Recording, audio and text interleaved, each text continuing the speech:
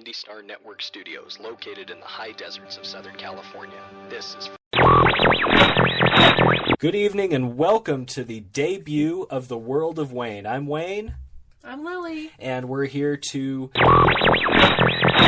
The radio sucks. Gentlemen. This is Alan Wayne, and you're listening to 92.7 WBWC. Respect or get wrecked.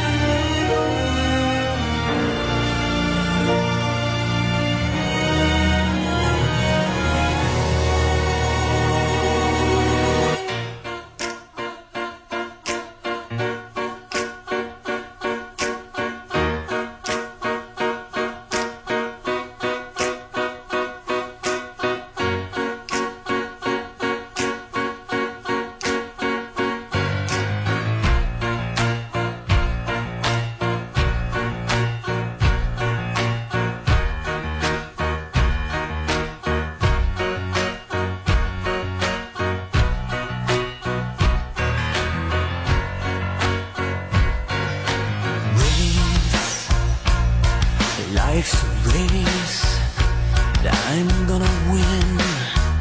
Yes, I'm gonna win. And I'll light the fuse, and I'll never lose. And I choose to survive, whatever it takes. You won't pull ahead, I'll keep up the pace. And I'll reveal my strength to the whole human race.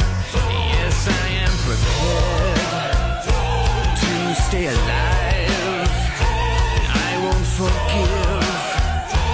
Vengeance is mine, and I won't give in, because I choose to thrive.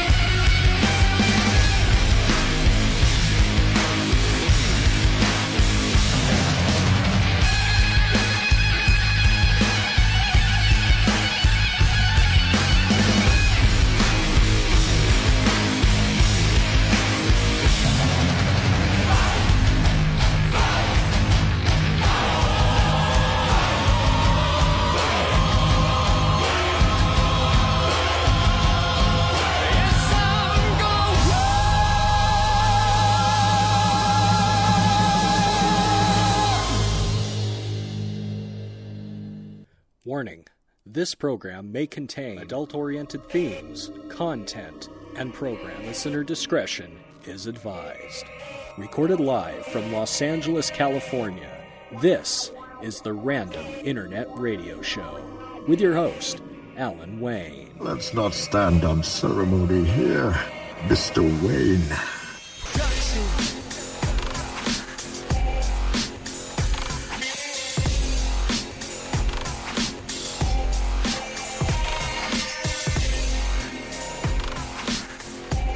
It's Saturday night, and you know what that means. This is the Random Internet Radio Show. This is Alan Wayne here, live from Los Angeles, California. Your not-so-humble host, broadcasting from beautiful Wayne Manor. Thank you for tuning in. Thank you for being part of the program tonight.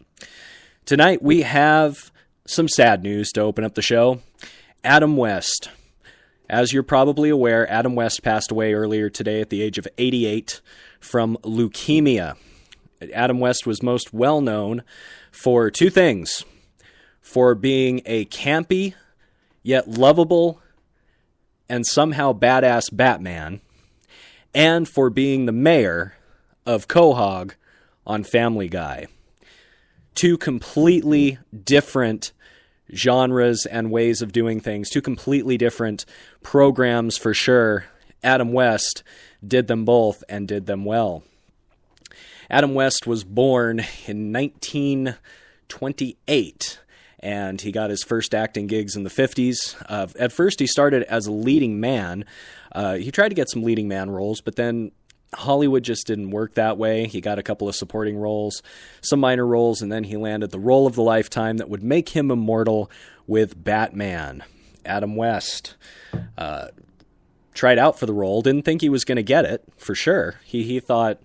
He looked at the script and said, well, what am I supposed to do with this? And he made it kind of his own because he made it campy. He made it fun. He made it interesting.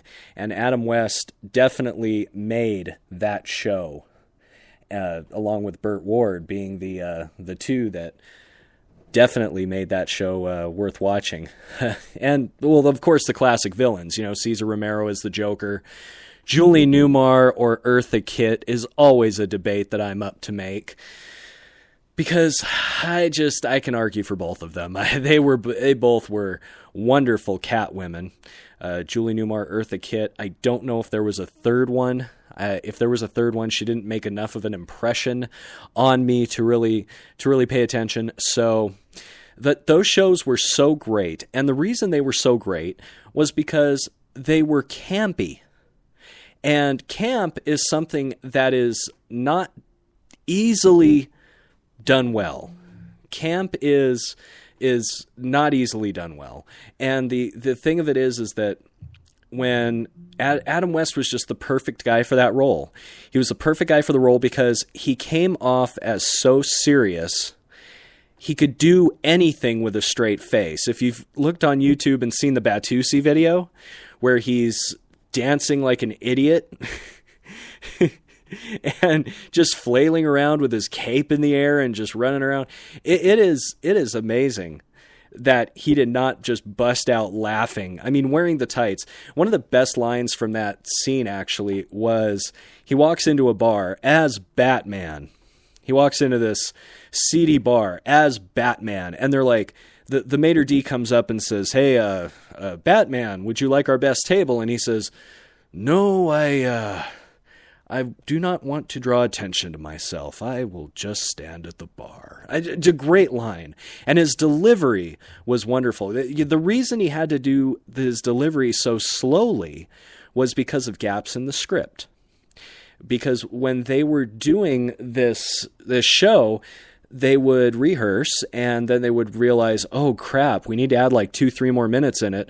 So Adam West was just like, well, then I'm going to speak slower. And he spoke slower, and it worked. I had to do that with a lot of different radio commercials that I did, where the copy needed to be a minute, and I read it so quickly that it ended up being about 40-45 seconds. So Adam West was doing that, and after that, he kind of stumbled through the 70s after Batman was canceled. And you know, Batman was very popular at the time. It was a very popular show at the time. However, it was canceled because of the high production costs. All those bams, woofs, and blamos that were done were quite expensive at the time. So after 3 years, it was canned, and Adam West was kind of adrift. He did star in a cop drama in the 80s that didn't go anywhere. He did some voiceover. In fact, his second life was in voiceover. He did voiceover for the Batman and Robin animated series of the 70s. He did numerous other Batman-related projects, including one most recently where he voiced Commissioner Gordon. But what I love about Adam West was the sheer just joy he took in his craft as Batman to start out with. And it's so prevalent in Hollywood that actors do not want to be typecast. They get a role of a lifetime, and then they complain that that's all that they can play, that people typecast them. Well, I mean, you got a role of a lifetime. You got this wonderful role that is going to make you millions of dollars, and you're concerned that you're only going to play that role. That means that you're always going to get work.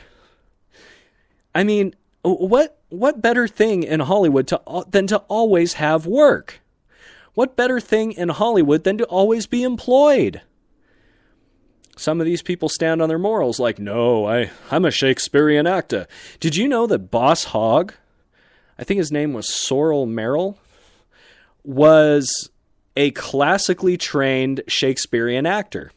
And he's always going to be known as this backwoods, rich Southern bastard who's all talking about, get them dukes. And he didn't care. He did not care at all. He enjoyed the notoriety, as did Adam West as Batman / Bruce Wayne. What I'm going to play for you right now, and this is going to be part of the podcast that's going to be released later next week. In fact, I'm going to release this Monday. What I'm going to play for you right now is some of the best of Batman / Bruce Wayne from 1966. And for those of you who are concerned that I'm going to get busted for copyright or anything like that, it's not the case. Because as far as fair use goes, we are dedicating a show to someone who has passed on. Therefore, it's okay to use. I know my shit. Okay, so this is the best of 1966 Batman Bruce Wayne here on the Random Internet Radio Show.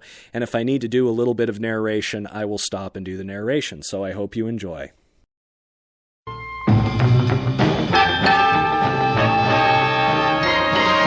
Gotta love that music. It's beautiful.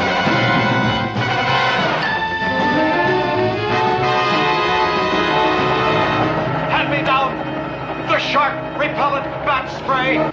A routine question. Have you recently sold any war? Okay, stop for a minute. Shark repellent bat spray. That's another great thing about this show, is that Batman had everything. Batman had everything you could think of. Shark repellent bat spray. Are you kidding me? Fuck. Any war surplus submarines, and if so, to whom? Salt and corrosion. The infamous old enemies of the crime fighter. Salt and corrosion, the infamous old enemies of a crime fighter.